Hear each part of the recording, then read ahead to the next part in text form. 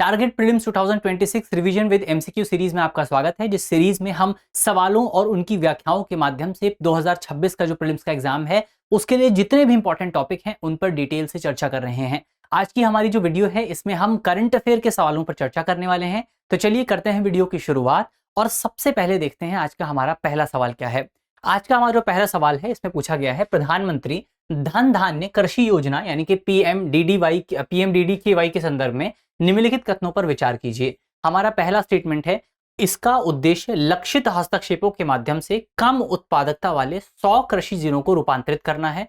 दूसरा हमारा स्टेटमेंट है, जिला स्तर पर धन धान्य कृषि योजना समिति की अध्यक्षता स्थानीय सांसद द्वारा की जाएगी। तीसरा हमारा स्टेटमेंट है, इसके तहत कृषि के साथ साथ मत्स्य पालन, पशुपालन, मधुमक्खी पालन और कृषि वानिकी जैसे संबद्ध गतिविधियों को भी शामिल किया गया है। तो ये तीन स्टेटमेंट हमारे सामने दिए हुए हैं, हमको बताना है कि इनमें से कौन सा स्टेटमेंट आपका सही है। तो ऑप्शंस आप यहाँ पर देख सकते हैं, इसका जवाब आपको जल्दी से कमेंट बॉक्स में देना है और अगर आपको जवाब पता है तो आप कमेंट बॉक्स में बताएंगे और अगर आपको नहीं जवाब पता है तो हम इस पर डिस्कशन करते हैं। सबसे पहले ये योजना अगर आप देखें तो ये योजना चर्चा में कब आई थी। ये योजना बेसिकली आपका पिछले शायद पिछले साल के बजट में ये चर्चा में आई थी। 2025 के बजट में इस पर बात हुई थी। 2025 के बजट में जब ये चर्चा में आई थी तो उस समय सरकार की तरफ से बताया गया था कि भारत में 100 आपके जो जिले हैं उनको कवर किया जाएगा। अब ये 100 जिले कौन से होंगे? अब कई बार हमको इस बात को लेकर के कंफ्यूजन होती है कि ये 100 जिले वो हैं, क्योंकि जब कई बार हम स्कीम का सिलेक्शन करते हैं तो हम देखते हैं कि जो सबसे बेहतर लोग होते हैं हम उनका सिलेक्शन करते हैं, लेकिन इस पूरी स्कीम में हम उन 100 जिलों का चयन कर रहे हैं जो जिनकी उत्पादकता बहुत ज्यादा कम है, जहां पर जो आपका लोन का एक्सटेंशन है वो बहुत ज्यादा कम है। तो ऐसे जिले जहां पर आपका जो उत्पादकता बहुत कम है उन 100 जिलों का चयन हो रहा है। तो पहला स्टेटमेंट यहां पर आपका सही हो जाता है। दूसरा स्टेटमेंट अगर आप देखें, ये वाला अगर आप तीसरा स्टेटमेंट अगर आप देखें तो इस पूरी स्कीम में जो एग्रीकल्चर एक्टिविटीज हैं और एग्रीकल्चर एक्टिविटीज के साथ साथ जो एग्रीकल्चर की अलाइड एक्टिविटीज हैं उनको भी कवर किया गया है। जैसे हमने देखा इसमें आपका मत्स्य पालन को कवर किया गया है, इसमें पशुपालन को कवर किया गया है, मधुमक्खी पालन को कवर किया गया है, वानिकी को कवर किया गया है। ये तमाम चीजें भी इसमें कवर है, यानी कि पहला स्टेटमेंट और तीसरा स्टेटमेंट आपका सही है। अब थोड़ा सा आप दूसरे स्टेटमेंट पर विचार कीजिए कि इसमें कहा गया है कि एक समिति बनाई जाएगी। ये समिति जिला स्तर पर बनेगी और जिला स्तर पर बनी हुई समिति की अध्यक्षता स्थानीय सांसद करेंगे, एमपी करेंगे, मेंबर ऑफ पार्लियामेंट करेंगे। तो क्या आपको लगता है, आपको क्या लगता है, क्या ऐसा हो सकता है? जाहिर तौर पर ऐसा नहीं हो सकता है। जिला स्तर पर अगर जो कोई योजना है उस योजना को इंप्लीमेंट करने का जो काम है उसका काम कौन करेगा? उसका काम एग्जीक्यूटिव करेंगे। और जिला स्तर पर एग्जीक्यूटिव का सबसे बड़ा रिप्रेजेंटेटिव कौन होता है? वो होते हैं आपके डिस्ट्रिक्ट कलेक्टर, यानी कि जो आपके जो जिला अधिकारी होते हैं वो इसकी अध्यक्षता करेंगे। तो दूसरा स्टेटमेंट यहां पर गलत हो जाता है। तो पहला और तीसरा सही है, दूसरा गलत है, यानी कि ऑप्शन बी इसका सही जवाब है। तो ये हमने देखा हमारा पहला सवाल। इसमें भी अगर आप देखें तो 2025 के बजट में अनाउंस किया गया था, 6 साल का इसका टाइम पीरियड है और इस टाइम पीरियड में बेसिकली आपका कोई नई योजना शुरू नहीं की जाएगी, बल्कि पहले से ही भारत सरकार के जो 11 मंत्रालय हैं उनकी जो 36 योजनाएं हैं जो कि एग्रीकल्चर और एलाइड सेक्टर्स के लिए हैं, उन योजनाओं को सैचुरेशन बेस पे इंप्लीमेंट किया जाएगा, यानी कि सारी योजनाओं को एक साथ जो है हम इंप्लीमेंट करेंगे। ये योजना 100 निम्न प्रदर्शन करने वाले ऐसे कृषि जिलों पर केंद्रित है जहां पर उत्पादकता बहुत कम है, क्रॉप इंटेंसिटी बहुत कम है और ऋण का प्रवाह बहुत सीमित है। तो पहला स्टेटमेंट यहां पर सही हो जाता है। दूसरा स्टेटमेंट अगर आप देखें तो जो आपका समिति बनाई जाएगी, जो जिला धन धान्य कृषि योजना के लिए जो समिति बनाई जाएगी, चयनित जिला समिति बनाई जाएगी, उस समिति की अध्यक्षता करेंगे जिला कलेक्टर यानी कि डिस्ट्रिक्ट कलेक्टर या फिर ग्राम पंचायत। तो ये आपको याद रखना है। तो सांसद जो हैं वो इसकी अध्यक्षता नहीं करेंगे। तो दूसरा स्टेटमेंट यहां पर आपका गलत हो जाता है और तीसरा स्टेटमेंट सही है क्योंकि इसमें एग्रीकल्चर और जो अलाइड एक्टिविटीज हैं उनको भी यहां पर कवर किया जा रहा है। चलिए यहां से बढ़ते हैं आगे, दूसरा सवाल अपना देखते हैं। हमारा दूसरा सवाल है, स्टेबल कॉइन से संबंधित निम्नलिखित कथनों पर विचार कीजिए। हमारे दो स्टेटमेंट हमारे सामने है। पहला स्टेटमेंट है, ये एक प्रकार की क्रिप्टो करेंसी है जिसका मूल्य किसी स्थिर परिसंपत्ति जैसे फिएट मुद्रा या वस्तु से संबंधित होता है। हमारा दूसरा स्टेटमेंट है, संयुक्त राज्य अमेरिका के जीनियस अधिनियम के तहत भुगतान प्रणालियों में उपयोग की जाने वाली अमेरिकी डॉलर आधारित स्टेबल कॉइन के विनियमन हेतु फेडरल फ्रेमवर्क प्रदान किया गया है। अब इन दोनों स्टेटमेंट में से कौन सा स्टेटमेंट सही है ये हमको बताना है, या कौन से सही है ये हमको बताना है। इसमें से अगर आपको जवाब पता है तो कमेंट बॉक्स में आप बताइए, अगर आपको नहीं पता है तो हम इस पर डिस्कशन करते हैं। तो पहला जो हमारा स्टेटमेंट है, सबसे पहले क्रिप्टो करेंसी क्या होता है? क्रिप्टो करेंसी, अगर आप ट्रेडिशनल क्रिप्टो करेंसी की बात करेंगे तो ट्रेडिशनल क्रिप्टो करेंसी जो है वो आपका ब्लॉकचेन पे काम करती है और डिसेंट्रलाइज्ड करेंसी होती है। डिसेंट्रलाइज्ड करेंसी होती है। डिसेंट्रलाइज्ड करेंसी होने का क्या मतलब है? डिसेंट्रलाइज्ड करेंसी का होने का बहुत सिंपल सा मतलब ये है कि बेसिकली इसको जो है सेंट्रल बैंक कंट्रोल नहीं करता है, इसको सेंट्रल बैंक जो है कंट्रोल नहीं करता है। और इसके साथ साथ जो आपका क्रिप्टो करेंसी होता है, इसकी जो वैल्यू है, इसकी वैल्यू किसी दूसरे एसेट पर बेस्ड नहीं होती है, यानी कि इसको आप डेरिवेटिव नहीं कह सकते हैं, इसकी वैल्यू डिराइव नहीं की जाती है। तो ये भी एक इंपॉर्टेंट पॉइंट आपको याद रखना है। अब स्टेबल कॉइन जो है वो एक प्रकार की क्रिप्टो करेंसी है जिसमें ये दोनों फीचर्स नहीं होते हैं। ये दोनों फीचर्स नहीं होते हैं। कैसे नहीं होते हैं? दोनों फीचर्स इस वजह से नहीं होते क्योंकि स्टेबल कॉइन एक प्रकार की ऐसी करेंसी है जिस करेंसी को बेसिकली किसी एसेट से बैक किया जाता है। जैसे आप इसको गोल्ड से बैक कर सकते हैं, आप इसको किसी दूसरी करेंसी से, जैसे आप इसको डॉलर से बैक कर सकते हैं, आप इसको रुपए से बैक कर सकते हैं। तो अब होगा क्या कि जैसे अगर आप इसको मान लीजिए गोल्ड से बैक कर देते हैं, या गोल्ड से बैक करने का एक जो टेक्निकल शब्द इस्तेमाल होता है वो कहते हैं इसको पेग कर देना। अगर आप इसको गोल्ड से पेग कर देते हैं तो इसका मतलब ये हुआ कि जब गोल्ड के प्राइस ऊपर जाएंगे तो स्टेबल कॉइन के प्राइस भी ऊपर जाएंगे, और जब गोल्ड जो स्टेबल कॉइन है उसके प्राइस भी ऊपर जाएगा, और जब गोल्ड का प्राइस नीचे जाएगा तो स्टेबल कॉइन का प्राइस भी नीचे जाएगा। तो इन दोनों का प्राइस जो है वो आपस में अटैच हो चुका है, आपस में लिंक हो चुका है। इसी को पेग करना कहा जाता है और यही स्टेबल कॉइन में किया जाता है। स्टेबल कॉइन में जो आपका क्रिप्टो करेंसी है उसको किसी दूसरे एसेट से पैक कर दिया जाता है, यानी कि कनेक्ट कर दिया जाता है, उससे लिंक कर दिया जाता है।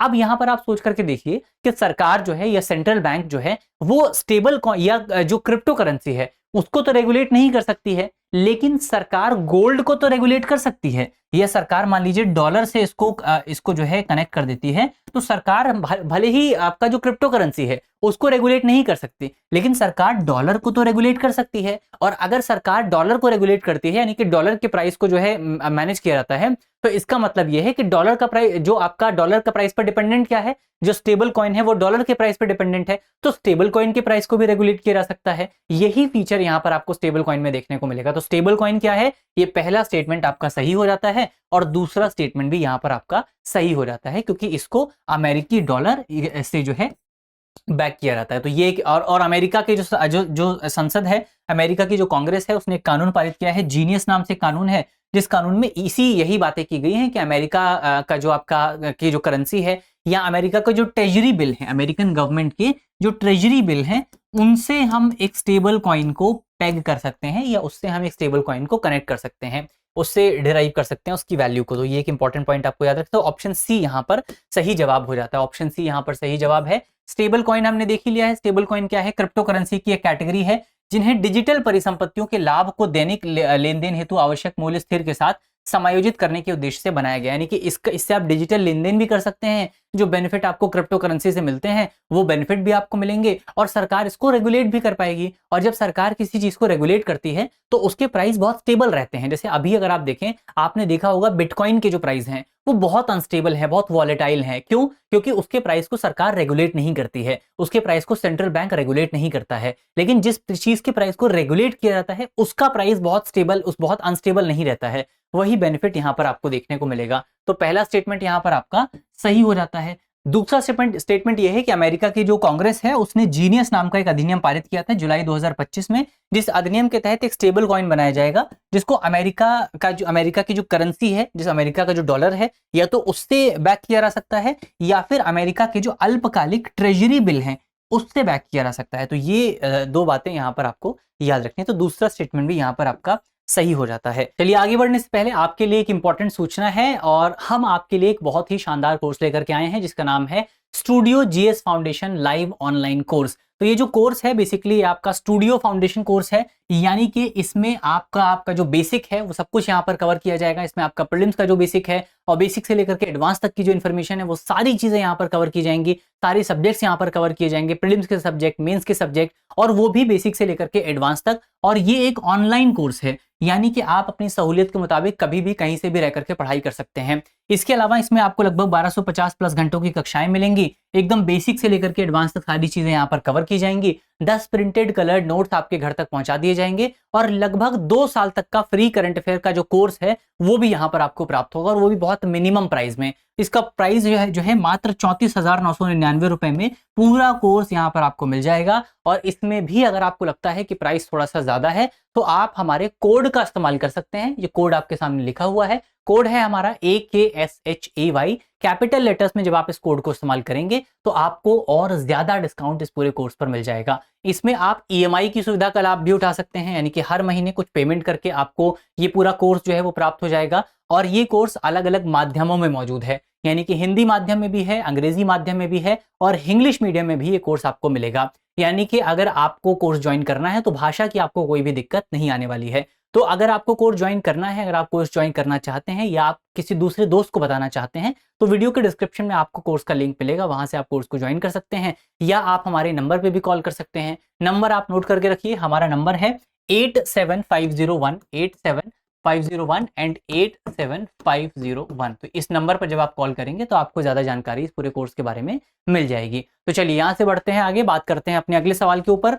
अगला जो हमारा सवाल है ये बेसिकली आपका बात करता है फाइनेंशियल इंक्लूजन इंडेक्स को लेकर के, यानी फाइनेंशियल इंक्लूजन सूचकांक को लेकर के।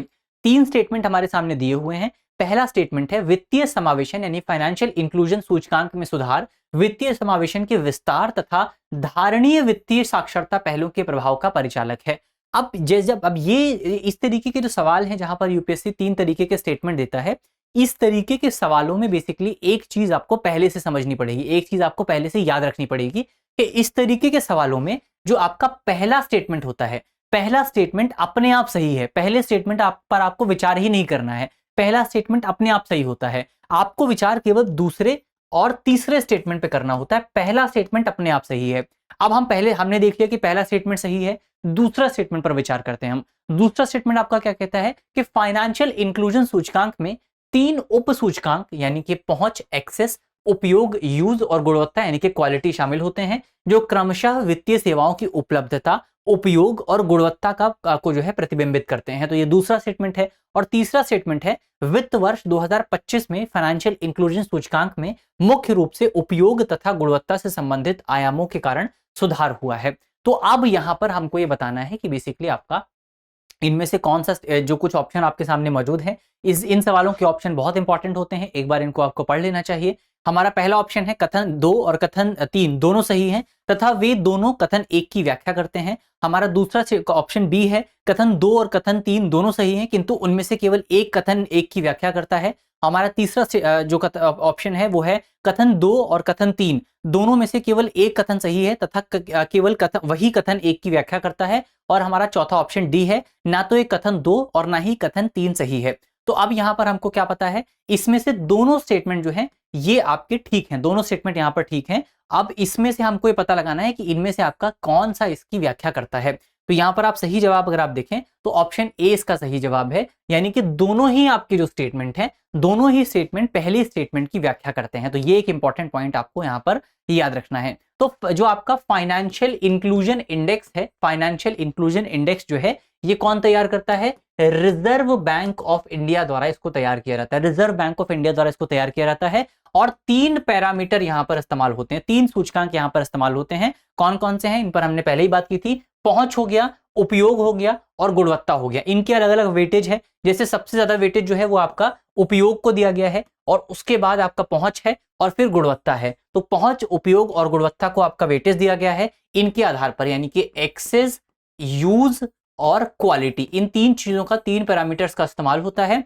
और इसके आधार पर जो है आपका जो है 0 से लेकर के 100 तक का स्कोर दिया जाता है। 0 से लेकर के 100 तक का स्कोर दिया जाता है। 0 स्कोर का मतलब होता है कि बिल्कुल बहुत खराब स्थिति है, बहुत खराब जो है समावेशन है। और 100 का मतलब होता है कि कंप्लीट समावेशन है, यानी कि पूर्ण इंक्लूजन आपको देखने को मिलेगा। तो ये एक इंपॉर्टेंट पॉइंट आपको याद रखना है। तो कथन 2 जो है वो यहाँ पर आपका सही हो जाता है। अब आप आगे देखें, अगर आप कथन 3 भी यहाँ पर सही है, क्योंकि जो आंकड़े हैं, जो 2024 के जो आंकड़े हैं वो आंकड़े ये बताते हैं कि बेसिकली इस बार का जो हमारा फाइनेंशियल इंक्लूजन का जो इंडेक्स की जो वैल्यू है वो वैल्यू 2024 में 64.2 के आसपास थी, जो कि 2025 में बढ़कर के 67 के आसपास पहुंच चुकी है। और इसमें से 2 आयामों में आपको सुधार देखने को मिला है। कौन कौन से आयाम में? उपयोग में और गुणवत्ता में। किस किस में? उपयोग में और गुणवत्ता में आपको मुख्यतः वृद्धि देखने को मिली है। तो तीसरा स्टेटमेंट भी यहाँ पर आपका सही हो जाता है। चलिए यहाँ पर हम आगे बढ़ते हैं, बात करते हैं अगले सवाल पे। अगला हमारा सवाल है, अनुसंधान विकास और नवाचार योजना के संबंध में निम्नलिखित पर विचार कीजिए, यानी कि research development and innovation scheme के संदर्भ में निम्नलिखित 2 कथन हमारे सामने दिए हुए हैं जिन पर हमको विचार करना है। पहला हमारा जो स्टेटमेंट है research development and innovation scheme को लेकर के, वो ये है कि इस पहल का उद्देश्य उच्च प्रभाव वाले अनुसंधान एवं विकास में निजी क्षेत्र की भागीदारी को प्रोत्साहित करना है। और दूसरा हमारा स्टेटमेंट है कि इस योजना के अंतर्गत वित्त पोषण के माध्यम अनुदान तथा अल्पकालिक ऋण है। तो यहाँ पर क्या दूसरा स्टेटमेंट एक बार दोबारा से देख लीजिए कि इस योजना के अंतर्गत वित्त पोषण के माध्यम अनुदान यानी कि ग्रांट है और आपका अल्पकालिक ऋण है यानी कि शॉर्ट टर्म लोन है। अब ये सवाल हो सकता है आपको ना आता हो, लेकिन इसको सॉल्व कैसे करना उस पर आप थोड़ा सा हम विचार करते हैं। जैसे आप पहले स्टेटमेंट को थोड़ा सा एनालाइज कीजिए कि यहां पर निजी क्षेत्र की भागीदारी को बढ़ावा देना है। अब आप सोच करके देखिए कि भारत में अगर ये निजी क्षेत्र ना होता तो क्या होता कि आपका गवर्नमेंट सेक्टर होता, जो पब्लिक सेक्टर है उसमें रिसर्च को बढ़ावा देना है।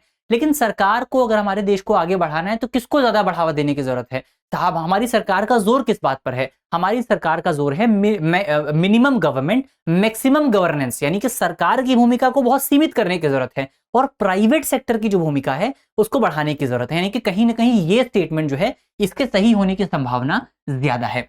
अब दूसरा स्टेटमेंट आप देखिए, दूसरा स्टेटमेंट ये कहता है कि इस पूरी योजना में जो पैसे दिए जाएंगे वो 2 तरीके से दिए जाएंगे, केवल 2 तरीके से दिए जाएंगे। एक आपका ग्रांट के जरिए दिया जाएगा, चलिए ये तो सही हो सकता है। दूसरा आपका अल्पकालिक लोन दिया जाएगा, यानी कि शॉर्ट टर्म लोन दिया जाएगा। शॉर्ट टर्म लोन आप कह सकते हैं कि 1 साल के लिए टाइम पीरियड के लिए दिया जाएगा। अब आप सोच करके देखिए कि अगर आपको रिसर्च करनी है, अगर आपको कुछ बड़ा बनाना है, अगर आपको डेवलपमेंट करना है, अगर आपको इनोवेशन करना है, क्या आप 1 साल में इनोवेशन कर सकते हैं? जाहिर तौर पर आपको इनोवेशन करने के लिए लंबे समय की जरूरत होती है, बहुत ज्यादा समय की जरूरत होती है। आप 1 साल से एक का जो कम टाइम पीरियड है, जो अल्पकालिक टाइम है, उसमें आप इनोवेशन नहीं कर सकते हैं। तो इसका मतलब ये हुआ कि ये गलत हो जाता है यहाँ पर। तो आपको पता है पहला स्टेटमेंट सही होने की संभावना है, तो इसको चलिए मान लीजिए एक बार को सही मान लेते हैं। दूसरा स्टेटमेंट आपका गलत है तो दूसरे को आप काट दीजिए। आपका सही जवाब क्या बनता है? ऑप्शन ए यहां पर सही जवाब बन जाता है। तो ऑप्शन ए जो है वो आपका सही जवाब है। तो इस तरीके से आपको जो है सवालों को सॉल्व करना है। थोड़ा सा आपको अपनी बैकग्राउंड नॉलेज, थोड़ा सा आपको अपना जो स्मार्ट गेसिंग है उसका भी इस्तेमाल करना है। तो हमने देखी योजना जो है, इस योजना का जो आपका अनुसंधान विकास और नवाचार योजना है, ये आपका योजना शुरू की गई है department of science and technology यानी डीएसटी के अंतर्गत। और इसका जो टोटल खर्चा है, जो टोटल आउटले है वो 1 लाख करोड़ रुपए के आसपास है। 1 लाख करोड़ रुपए का टोटल आउटले यहाँ पर सरकार ने डिसाइड किया है। और इसका उद्देश्य है निजी क्षेत्र को बेसिकली प्रोत्साहित करना कि निजी क्षेत्र जो है वो भारत में research and development and innovation में काम कर सके। इसमें सरकार कैसे कैसे लोन प्रदान करेगी? इसमें सरकार बेसिकली आपका इक्विटी प्रवाह के माध्यम से, इसमें सरकार योजना के तहत दीर्घकालिक लोन यहां पर प्रदान किए जाएंगे। दीर्घकालिक लोन यहां पर प्रदान किए जाएंगे बहुत ही मिनिमम प्राइस पर, बहुत ही मिनिमम इंटरेस्ट रेट पर, या तो 0 इंटरेस्ट रेट पर या बहुत मिनिमम इंटरेस्ट रेट पर। तो अब आपने देखा यहां पर क्या कौन से लोन दिए जाएंगे? दीर्घकालिक लोन यहां पर दिए जाएंगे। तो ये एक पॉइंट यहां पर आपको याद रखना है। चलिए आगे बढ़ा जाए, अगले सवाल पर बात करते हैं। अगला जो हमारा सवाल है ये आपका निसार मिशन को लेकर के है। निसार मिशन की जो फुल फॉर्म थी, हमने इस पर डिस्कशन भी किया था अपने द हिंदू के प्रोग्राम में। निसार मिशन की फुल फॉर्म है NASA ISRO synthetic aperture radar mission. तो निसार मिशन के संदर्भ में निम्नलिखित कथनों पर विचार कीजिए। हमारा पहला स्टेटमेंट है कि इस मिशन के तहत पहली बार जीएसएलवी रॉकेट द्वारा उपग्रह को सूर्य तुल्यकालिक ध्रुवीय कक्षा में स्थापित किया जाएगा। और दूसरा हमारा स्टेटमेंट है इस उपग्रह को मुख्यतः गहन अंतरिक्ष घटनाओं के खगोलीय अध्ययन हेतु निर्मित किया गया है। तो इसका सही जवाब क्या है वो हमको यहाँ पर देखना है। इसमें से अगर आप पहला स्टेटमेंट देखें तो ये बात बिल्कुल सही है कि ये जो निसार मिशन है आपका, ये जीएसएलवी के माध्यम से लॉन्च किया गया था। ये जीएसएलवी यानी कि जियो सिंक्रोनाइज लॉन्च व्हीकल के माध्यम से लॉन्च किया गया था। और ये पहली बार जो है पहला रॉकेट द्वारा सूर्य तुल्यकालिक कक्षा में स्थापित करेगा। तो ये एक इंपॉर्टेंट पॉइंट आपको याद रखना है। सन सिंक्रोनाइज जो ऑर्बिट है उसमें स्थापित करेगा। तो ये बिल्कुल सही स्टेटमेंट है। दूसरा स्टेटमेंट हमारा गलत है क्योंकि जो निसार मिशन था, अगर आपको याद होगा, जो निसार मिशन था, निसार मिशन को जो आपका जो आउटर स्पेस है या जो बाहर की दुनिया है उसकी जांच के लिए नहीं शुरू किया गया था। निसार मिशन को शुरू किया गया था ताकि हमारी पृथ्वी की जांच की जा सके, पृथ्वी की मॉनिटरिंग की जा सके, पृथ्वी को और बेहतर ढंग से समझा जा सके, उसके लिए निसार मिशन को लॉन्च किया गया था। तो ये आपका दूसरा स्टेटमेंट जो है वो गलत हो जाता है। तो यहां पर क्या हो गया, आपका ऑप्शन ए दोबारा से सही जवाब हो जाता है। तो ऑप्शन ए यहां पर सही जवाब है। निसार मिशन हमने देखा, निसार मिशन की फुल फॉर्म थी NASA ISRO synthetic aperture radar mission. इसको उपग्रह को इस मिशन को बेसिकली आपका 2025 में श्रीहरिकोटा में जीएसएलवी किससे, geo synchronise launch vehicle GSLV 16 F-16 के माध्यम से लॉन्च किया गया था। ये रॉकेट का नाम है जिसके माध्यम से लॉन्च किया गया था। और ये इसरो और नासा के बीच में एक संयुक्त पहल है, पहली संयुक्त पहल आप कह सकते हैं। तो पहला स्टेटमेंट यहां पर आपका सही हो जाता है। इस मिशन का उद्देश्य जो है बेसिकली आपका दोहरे रडार पेलोड के माध्यम से, इसमें 2 रडार्स का इस्तेमाल किया गया था, जिसके माध्यम से जलवायु निगरानी, आपदा प्रबंधन और कृषि अनुप्रयोगों हेतु उच्च रेजोल्यूशन जो डेटा है उसका इस्तेमाल करने के लिए इस मिशन को शुरू किया गया था। यानी कि बाहरी अंतरिक्ष की जांच करना इस मिशन का उद्देश्य नहीं है, बल्कि पृथ्वी की जांच करना, पृथ्वी को समझना, पृथ्वी का डेटा एकत्र करना, वो इस मिशन के माध्यम से हम कर रहे हैं। तो दूसरा स्टेटमेंट यहां पर आपका गलत हो जाता है। चलिए अगला सवाल देखते हैं। अगला जो हमारा सवाल है वो बेसिकली आपका बात करता है विश्व व्यापार संगठन के 3x35 इनिशिएटिव। कौन सा मिशन है, 3x35 इनिशिएटिव के संदर्भ में निम्नलिखित पर विचार कीजिए। तो 3 चीजें हमारे सामने दी हुई हैं, तंबाकू है, शराब है और प्रसंस्कृत मांस है, यानी कि प्रोसेस्ड मीट है। अब हमको ये बताना है कि उपरोक्त में से कितने उत्पादों को वर्ष 2035 तक उच्च करों के माध्यम से कीमत बढ़ाने के लक्ष्य के रूप में शामिल किया गया है। अब सबसे पहले हमको ये समझना पड़ेगा कि ये जो 3x35 इनिशिएटिव है, किसने शुरू किया है इसको, WHO यानी कि वर्ल्ड हेल्थ ऑर्गेनाइजेशन ने शुरू किया है। ये इनिशिएटिव है क्या, तो आपको पता है 3 चीजें हैं। कौन कौन सी 3 चीजें, इसमें सबसे पहले इसका जवाब अगर आप देख लें तो इसमें से आपका तंबाकू भी शामिल है, इसमें से शराब भी शामिल है, प्रसंस्कृत मांस नहीं है, बल्कि जो शुगरी प्रोडक्ट होते हैं, शुगरी प्रोडक्ट यानी कि बेसिकली आपका जिन चीजों में बहुत ज्यादा शुगर होता है, जैसे जो आपकी कोल्ड ड्रिंक्स हो गई, कोल्ड ड्रिंक्स में बहुत शुगर होता है, तो उस तरीके के जो प्रोडक्ट्स हैं उनको टारगेट करता है। तो अब ये पूरा इनिशिएटिव है क्या, इस इनिशिएटिव में जो WHO है, WHO का टारगेट ये है कि 3 प्रोडक्ट हैं। कौन कौन से 3 प्रोडक्ट हैं, अल्कोहल हो गया, आपका टोबैको हो गया और शुगरी प्रोडक्ट हो गया। इनके प्राइस को 2035 तक इनके प्राइस को बढ़ाना है, लगभग आप कह सकते हैं 50% तक बढ़ाना है, बहुत ज्यादा बढ़ाना है, ताकि जब किसी चीज का प्राइस बढ़ता है, देखिए इकोनॉमिक्स का बहुत सिंपल सा रूल है, जब किसी चीज का प्राइस बढ़ता है तो उसका जो डिमांड है वो डिमांड कम हो जाती है। तो मान लीजिए अभी आपकी जो सिगरेट है, जो तंबाकू है, वो आपका मान लीजिए 10 रुपए की मिलती है, कल को वो 20 रुपए की मिलने लगे, कल को आगे चल करके 50 रुपए की मिलने लगे, तो इसका प्राइस, उसकी डिमांड जो है वो कम हो जाएगी, बहुत सारे लोग उसको खाना कम कर देंगे। तो इसके माध्यम से इन प्रोडक्ट्स का लोगों के स्वास्थ्य पर जो नेगेटिव इंपैक्ट पड़ता है वो नेगेटिव इंपैक्ट भी कम किया जा सकता है। इसीलिए WHO की तरफ से 3x35 इनिशिएटिव की शुरुआत की गई थी। तो इसका सही जवाब क्या होगा, ऑप्शन बी यहां पर सही जवाब है, यानी कि केवल 2 जो है ये इसका सही जवाब निकलता है। ऑप्शन बी यहां पर सही जवाब है। हमने देखा 3x35 इनिशिएटिव किसने शुरू किया है, WHO की तरफ से 3x35 इनिशिएटिव की शुरुआत की गई है। मुख्यतः 3 हानिकारक पदार्थों को ये टारगेट करता है। कौन कौन से पदार्थ हैं, इसमें आपका तंबाकू है, इसमें आपका शराब है और शुगरी प्रोडक्ट्स हैं, यानी कि शर्करा युक्त प्रोडक्ट्स हैं। इनके प्राइस को 2035 तक कम से कम 50% तक बढ़ाने का टारगेट यहां पर रखा गया है। किसके माध्यम से, टैक्स के माध्यम से इनके प्राइस को बढ़ाने की बात की गई है। ये तीनों जो उत्पाद हैं ये असंक्रामक यानी कि नॉन कम्युनिकेबल डिजीज होती हैं, जैसे आपका डायबिटीज हो गया और भी बहुत सारे जो डिजीज हैं उनको बढ़ाने में बहुत इंपॉर्टेंट रोल प्ले करते हैं। ओबेसिटी हो गया, डायबिटीज हो गया, इस तरीके के जो रोग होते हैं इनको बढ़ाने में इन प्रोडक्ट्स की बहुत इंपॉर्टेंट भूमिका रहती है। तो इनको यहां पर टारगेट किया गया है। तो ऑप्शन बी यहां पर हमारा सही जवाब हो जाता है। चलिए आगे बढ़ते हैं। इसमें एक और इंपॉर्टेंट पॉइंट आपको यहां पर याद रखना है। इसकी वजह से बेसिकली आपका अगले दशक में वैश्विक स्तर पर अतिरिक्त 1 ट्रिलियन अमेरिकी डॉलर की सार्वजनिक राजस्व वृद्धि, ये इसका टारगेट भी डिसाइड किया, क्योंकि जब सरकार टैक्स बढ़ाएगी तो उसकी वजह से सरकार को भी यहाँ पर बेनिफिट होगा और उस बेनिफिट जो होगा उसका इस्तेमाल जो है और आगे चल करके सार्वजनिक हित में किया जा सकता है। तो ऑप्शन बी यहाँ पर सही जवाब है। अगला सवाल देखते हैं। अगला हमारा सवाल है कि ग्लोबल वेटलैंड आउटलुक 2025 से संबंधित निम्नलिखित कथनों पर विचार कीजिए। हमारे सामने 2 स्टेटमेंट यहाँ पर दिए हुए हैं। पहला हमारा स्टेटमेंट है वर्ष 2025 के आकलन के अनुसार वेटलैंड पृथ्वी की सतह के 20% से अधिक क्षेत्रफल पर विस्तारित हैं। और दूसरा हमारा स्टेटमेंट है कि इस रिपोर्ट के अनुसार अफ्रीका के विपरीत उत्तरी अमेरिका एवं ओशियानिया में वेटलैंड क्षरण का मुख्य कारण आक्रामक प्रजातियां हैं, यानी कि इन्वेजिव स्पीशीज हैं। तो ये हमको बताना है कि इनमें से कौन सा स्टेटमेंट सही है। अब दोनों स्टेटमेंट को थोड़ा सा आप एनालाइज कीजिए। यहाँ पर अगर आप थोड़ा सा देखेंगे तो ये 20% आपको नजर आएगा। वेटलैंड, ये कह रहा है कि वेटलैंड 20% है,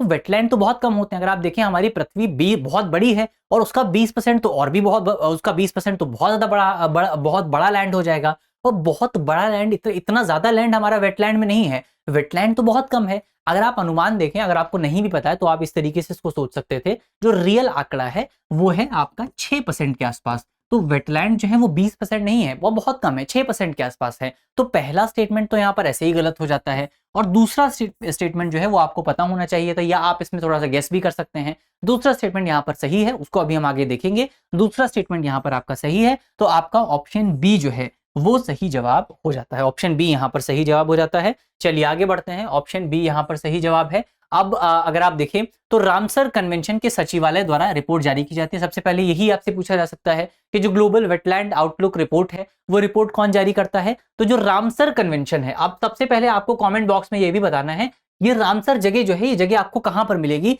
इसका जवाब आपको कमेंट बॉक्स में बताना है। तो अब हम आगे बढ़ते हैं। तो ये जो रिपोर्ट है ग्लोबल वेटलैंड आउटलुक रिपोर्ट, ये रिपोर्ट विश्व स्तर पर वेटलैंड के तीव्र क्षरण पर प्रकाश डालती है। इसमें आपको मुख्य तौर पर अफ्रीका हो गया, लैटिन अमेरिका हो गया, कैरिबियन देश हो गए। तो इस रिपोर्ट के अनुसार विकासशील देशों में वेटलैंड का तीव्र क्षरण हो रहा है, जबकि ये क्षेत्र जो है वो आपका भोजन, जल और जलवायु परिवर्तन के प्रभाव से सुरक्षा प्रदान करने में प्रमुख भूमिका निभाते हैं। यानी कि जो वेटलैंड होते हैं वो वेटलैंड आपका बहुत इंपॉर्टेंट होते हैं हमारे इकोसिस्टम के लिहाज से, हमारे भोजन के लिहाज से, हमारे स्वास्थ्य के लिहाज से। और यही वेटलैंड जो है वो कम होते जा रहे हैं धीरे धीरे। तो ये बात रिपोर्ट में कही गई है। तो हमने देखा कि वेटलैंड जो है वो टोटल कितने हैं? टोटल आपका 6%, पृथ्वी का लगभग 6% हिस्सा जो है वो वेटलैंड में आता है। पृथ्वी का लगभग 6% हिस्सा जो है वो वेटलैंड में आता है। इसके अलावा रिपोर्ट ये भी बताती है कि अगर आप देखें 1970 से लेकर के अब तक, 1970 से लेकर के अब तक हमारा टोटल 22% वेटलैंड जो है, इतना नुकसान हमको हो चुका है। 22% वेटलैंड का नुकसान हमको हो चुका है। इसके पीछे बहुत सारे रीजन हैं, जैसे आपका शहरीकरण हो गया, औद्योगिकरण हो गया, बुनियादी ढांचे का विकास हो गया। ये अफ्रीका में वेटलैंड के मुख्य रीजन हो गए। और अगर आप उत्तरी अमेरिका की बात करें, अगर आप ओशियानिया रीजन की बात करें, तो यहाँ पर इन्वेजिव स्पीशीज जो हैं वो वेटलैंड के नुकसान में इंपॉर्टेंट रोल प्ले करती हैं। तो दूसरा स्टेटमेंट यहाँ पर हमारा सही हो जाता है। तो पहला स्टेटमेंट हमारा गलत है और दूसरा स्टेटमेंट हमारा सही है। तो ऑप्शन बी यहाँ पर सही जवाब हो जाता है। चलिए आगे बढ़ते हैं, अगला सवाल देखते हैं। अगला सवाल बेसिकली हमारा ऑकस को लेकर के है। ऑकस या जिलोंग अग्रीमेंट को लेकर के है। तो जिलोंग अग्रीमेंट के संदर्भ में निम्नलिखित कथनों में से कौन सा कथन सही है, इस पर हमको विचार करना है। ये जो हमारा स्टेटमेंट है, पहला हमारा स्टेटमेंट है, ये संधि संयुक्त राज्य अमेरिका और यूनाइटेड किंगडम के बीच में ऑकस स्तंभ 1 के रक्षा सहयोग हेतु हस्ताक्षरित है। और दूसरा हमारा स्टेटमेंट है, इसमें परमाणु ऊर्जा संचालित पनडुब्बियों के संयुक्त विकास एवं संचालन पर का प्रावधान है। तो इसमें अगर आपको नहीं पता है तो इस सवाल का जवाब देना बहुत मुश्किल है। जिलोंग संधि जो है, ये बात बिल्कुल ठीक है कि ऑकस के स्तंभ 1 को लेकर के की गई है, ऑकस के पिलर 1 को लेकर के की गई थी। लेकिन प्रॉब्लम यहां पर यह है कि जो जिस वजह से स्टेटमेंट गलत है, जिलोंग संधि जो है वो आपका अमेरिका और यूके के बीच में नहीं की गई है, बल्कि ये संधि यूके और ऑस्ट्रेलिया के बीच में की गई है। तो पहला स्टेटमेंट यहां पर आपका गलत हो जाता है। पहला स्टेटमेंट यहां पर आपका गलत है। दूसरा स्टेटमेंट यहां पर आपका सही है। तो ऑप्शन बी यहां पर सही जवाब हो जाता है। ऑप्शन बी बिल्कुल सही जवाब है। जिलोंग संधि एक 50 वर्षीय द्विपक्षीय रक्षा समझौता है जो कि ऑस्ट्रेलिया और यूनाइटेड किंगडम के बीच में ऑकस स्तंभ 1 के तहत हस्ताक्षरित किया गया है। तो कथन 1 यहां पर आपका गलत हो जाता है। कथन 2 यहां पर बिल्कुल सही है, क्योंकि इस पूरी संधि के तहत SSN ऑकस कार्यक्रम के तहत परमाणु संचालित पनडुब्बियों के डिजाइन, निर्माण, संचालन, रखरखाव एवं निपटान में व्यापक सहयोग का प्रावधान किया गया है। तो ये आपको याद रखना है। इसके अलावा ऑकस की अगर आप बात करें, ऑकस बेसिकली आपका 3 देशों का एक ग्रुप है। कौन कौन से 3 देश हैं? इसमें बेसिकली आपको एक तो यूएसए मिलेगा, यूनाइटेड स्टेट्स ऑफ अमेरिका है, एक यूके आपको मिलेगा और एक ऑस्ट्रेलिया आपको मिलेगा। तो ये 3 देश आपको इस पूरे ग्रुप में मिलेंगे। और तीनों देशों का बेसिकली ये जो ग्रुप है, एक मिनट रुकिएगा, ये तीनों देशों का जो ग्रुप है, ये ग्रुप बेसिकली इसमें आपको 2 पिलर्स मिलेंगे। पिलर 1 है और पिलर 2 है। उद्देश्य क्या है इनके? पिलर 1 और पिलर 2 का उद्देश्य क्या है? पिलर 1 का उद्देश्य बेसिकली ये है कि ऑस्ट्रेलिया को एक परमाणु संचालित पनडुब्बी प्रदान करनी है। ऑस्ट्रेलिया को एक परमाणु संचालित पनडुब्बी प्रदान करनी है, ये आपका पिलर 1 है। ऐसी ऑस्ट्रेलिया को परमाणु टेक्नोलॉजी नहीं दी जाएगी, ऑस्ट्रेलिया को परमाणु बम नहीं दिए जाएंगे, परमाणु संचालित पनडुब्बी प्रदान की जाएगी, यानी कि ऐसी सबमरीन जो परमाणु के माध्यम से परमाणु ऊर्जा का इस्तेमाल करती हो। तो ये चीज आपको याद रखनी है, ऑस्ट्रेलिया को परमाणु बम नहीं दिया जाएगा, ये एक इंपॉर्टेंट पॉइंट है। और पिलर 2 जो है वो आपका एडवांस टेक्नोलॉजीज को लेकर के है। पिलर 2 जो है वो एडवांस टेक्नोलॉजीज, जैसे आपका आर्टिफिशियल इंटेलिजेंस हो गया, इसके अलावा आपका सेमीकंडक्टर्स हो गया, एडवांस टेक्नोलॉजी और इस तरीके की जो कटिंग एज टेक्नोलॉजीज हैं उनको लेकर के है। तो एआई हो गया, साइबर हो गया, क्वांटम बुद्धिमत्ता हो गया, सॉरी माफ कीजिएगा, कृत्रिम बुद्धिमत्ता और क्वांटम टेक्नोलॉजी हो गई। इन तमाम चीजों को लेकर के आपका पिलर 2 है। तो ऑकस में 3 देश हैं, ये आपको याद रखना है। ऑकस में 2 पिलर हैं, ये आपको याद रखना है। पहले पिलर में ऑस्ट्रेलिया को पनडुब्बी दी जाएगी, दूसरा पिलर जो है वो आपका एडवांस टेक्नोलॉजी जैसे आर्टिफिशियल इंटेलिजेंस, क्वांटम कंप्यूटिंग और साइबर टेक्नोलॉजी और सेमीकंडक्टर, इन तमाम चीजों पर इसमें ध्यान दिया जाएगा। तो ये एक इंपॉर्टेंट पॉइंट हमारे लिए जरूरी था। अगली खबर आ गई, अगला सवाल अगर आप देखिए, हमारा सवाल है हाल ही में समाचारों में रहे गिरमिटिया शब्द का क्या आशय है। गिरमिटिया शब्द क्या है? हमारे ऑप्शन है, ऑप्शन ए ब्रिटिश उपनिवेशों जैसे त्रिनिदाद आदि में बसे भारतीय अनुबंधित मजदूरों के वंशज। ऑप्शन बी भारत के पश्चिमी घाट में पाई गई गेको की एक नई प्रजाति। ऑप्शन सी उपनिवेशिक काल में पूर्वी अफ्रीका में बसने वाले भारतीय व्यापारी समुदाय। ऑप्शन डी 19वीं शताब्दी में ब्रिटिश जहाजों पर काम करने वाले भारतीय मूल के नाविकों का समूह। तो इसका जो सही जवाब है, बहुत आसान सा सवाल है, अगर आपने मॉडर्न हिस्ट्री पढ़ी है तो आसानी से आप इस सवाल का जवाब दे पाएंगे। ऑप्शन ए इसका सही जवाब है। तो ये हमने देख लिया है ऑप्शन ए। ये खबर चर्चा में इस वजह से आई थी क्योंकि हाल ही में भारतीय प्रधानमंत्री की तरफ से यात्रा की गई थी कुछ देशों की, जिसमें से त्रिनिदाद और टोबैगो भी शामिल था, जिसमें भारतीय प्रधानमंत्री की तरफ से अनाउंस किया गया कि त्रिनिदाद और टोबैगो में जो भारतीय मूल के नागरिक हैं, मुख्य तौर पर 6 पीढ़ियों तक के भारतीय मूल के जो नागरिक हैं, उनको ओवरसीज सिटीजन ऑफ इंडिया का जो कार्ड है, ओसीआई कार्ड जो है, वो कार्ड यहाँ पर उपलब्ध कराया जाएगा। तो इस घोषणा से बेसिकली आपका जो भारत में, जो दुनिया भर में गिरमिटिया लोग जो हैं, उनके इतिहास जो है वो और ज्यादा उजागर हो गया था। तो इसी वजह से ये शब्द चर्चा में आया था, जिस पर हमने बात की है। अगला सवाल अगर आप देखें, अगला हमारा सवाल है अभ्यास बोल्ड कुरुक्षेत्र। निम्नलिखित अभ्यास बोल्ड कुरुक्षेत्र 2025 के संदर्भ में निम्नलिखित कथनों पर विचार कीजिए। हमारे स्टेटमेंट है, हमारा जो पहला स्टेटमेंट है अभ्यास बोल्ड कुरुक्षेत्र 2025 को लेकर के पहला स्टेटमेंट है, इसे भारतीय सेना की मैकेनाइज्ड इन्फेंट्री रेजिमेंट और सिंगापुर आर्म्ड रेजिमेंट के बीच आयोजित किया गया। हमारा दूसरा स्टेटमेंट है वर्ष 2025 का संस्करण जोधपुर में टेबल टॉप अभ्यास और कंप्यूटर आधारित वॉर गेम के रूप में आयोजित किया गया। अब इनमें से कौन सा स्टेटमेंट सही है वो हमको बताना है। तो यहाँ पर जो आपका अभ्यास बोल्ड कुरुक्षेत्र 2025 है, इसके बारे में आपको याद रखना है, ये अभ्यास भारत और सिंगापुर के बीच में आयोजित होता है। बिल्कुल सही बात है। तो पहला स्टेटमेंट आपका सही है और दूसरा स्टेटमेंट भी सही है कि इसको जोधपुर में टेबल टॉप अभ्यास के तौर पर आयोजित किया गया। टेबल टॉप अभ्यास और कंप्यूटर आधारित वॉर गेम के तौर पर आयोजित किया गया था। तो यहाँ पर ऑप्शन सी जो है, यानी कि दोनों ही स्टेटमेंट आपके सही है, तो ऑप्शन सी यहाँ पर सही जवाब हो जाता है। चलिए एक बार इसके बारे में थोड़ा सा एनालाइज कर लेते हैं। तो अभ्यास बोल्ड कुरुक्षेत्र 2025 भारत और सिंगापुर के बीच में एक संयुक्त सैन्य अभ्यास था, जिसका 14वां संस्करण हाल ही में आयोजित किया गया। तो इसका मुख्य उद्देश्य बेसिकली दोनों सेनाओं के बीच में परिचालन समन्वय, यानी कि ऑपरेशनल कोऑर्डिनेशन जो है उसको बढ़ावा देना है। इसमें भारत की तरफ से भारत की जो मैकेनाइज्ड इन्फेंट्री रेजिमेंट है उसने हिस्सा लिया, और सिंगापुर की तरफ से 4 सिंगापुर आर्म्ड ब्रिगेड की 42 सिंगापुर आर्म रेजिमेंट की तरह की ने जो है हिस्सा लिया। तो ये एक इंपॉर्टेंट पॉइंट आपको याद रखना है। तो कथन एक यहाँ पर सही हो जाता है, और सेकंड स्टेटमेंट भी सही है कि ये जो अभ्यास है ये जोधपुर में आयोजित किया गया था, जिसमें तथा इसे टेबल टॉप अभ्यास और कंप्यूटर आधारित युद्धाभ्यास के रूप में डिजाइन किया गया था। तो ये एक इंपॉर्टेंट पॉइंट यहाँ पर आपको याद रखना है। तो दोनों स्टेटमेंट सही हैं, ऑप्शन सी यहाँ पर सही जवाब हो जाता है। चलिए अब अंत में आपके लिए एक करंट अफेयर का एक अभ्यास का सवाल है, जिसका जवाब आपको देना है। एक प्रैक्टिस क्वेश्चन है। सवाल में आपसे पूछा गया है, निम्नलिखित कथनों पर विचार कीजिए। हमारा पहला स्टेटमेंट है पृथ्वी 2 एक अंतर महाद्वीपीय बैलिस्टिक मिसाइल है जो 5000 किलोमीटर से अधिक दूरी तक लक्ष्य पर प्रहार करने में सक्षम है। हमारा दूसरा स्टेटमेंट है अग्नि 1 एक कम दूरी की परमाणु सक्षम बैलिस्टिक मिसाइल है। हमारा तीसरा स्टेटमेंट है आकाश प्राइम एक सतह से हवा में मार करने वाली मिसाइल है, जिसे 4500 मीटर से अधिक ऊंचाई पर संचालित करने के लिए डिजाइन किया गया है। उपरोक्त कथनों में से कौन सा सही है, ये सही है, ये हमको बताना है। हमारे ऑप्शन है ऑप्शन ए केवल 1 और 2, ऑप्शन बी केवल 2 और 3, ऑप्शन सी केवल 1 और 3, ऑप्शन डी 1, 2 और 3। तो इसका सही जवाब क्या होगा वो आपको जल्दी से कमेंट बॉक्स में बताना है। और मुझे उम्मीद है कि इस वीडियो में हमने जितने भी सवाल, जितने भी टॉपिक डिस्कस किए हैं, वो टॉपिक आपको समझ में आए होंगे। अगर आपको वीडियो अच्छी लगी है तो वीडियो को लाइक कीजिएगा, वीडियो को शेयर कीजिएगा अपने दोस्तों के साथ, अपने साथियों के साथ, और हमारे चैनल को सब्सक्राइब कर लीजिए ताकि इस तरीके की हमारी जो सीरीज हैं उनके बारे में आपको जानकारी प्राप्त होती रहे। और ये सीरीज आप लगातार फॉलो कीजिए क्योंकि 2026 के प्रीलिम्स के एग्जाम में ये सीरीज आपके लिए काफी ज्यादा मददगार साबित होने वाली है। तो मिलते हैं आपसे अगली वीडियो में, तब तक के लिए अपना ख्याल रखिए, ध्यान रखिए, पढ़ते रहिए। धन्यवाद। अब एग्जाम की तैयारी को और बेहतर करने के लिए हमारे चैनल को लाइक, शेयर और सब्सक्राइब करना ना भूलें।